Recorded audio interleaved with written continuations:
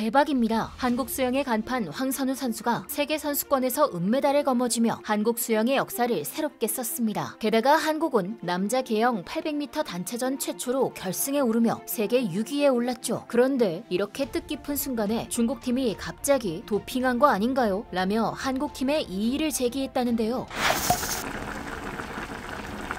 황선우와 같은 젊고 재능 있는 선수들은 자신의 경기에 집중하면 어떤 일이든 해낼 수 있다. 이 발언은 다름 아닌 올림픽 최다 메달에 빛나는 수영 황제 마이클 펠프스가 지난 도쿄올림픽에서 한국의 황선우 선수를 보며 한 말인데요. 당시 NBC 방송의 해설위원이었던 펠프스는 한국 수영의 샛별인 황선우 선수를 눈여겨봤죠. 펠프스의 특별 조언은 돈 주고도 못 듣는 엄청난 가치를 가지고 있는데요. 황선우 선수는 수영 황제에게 인정받을 만큼 가능성이 무궁무진한 선수였습니다.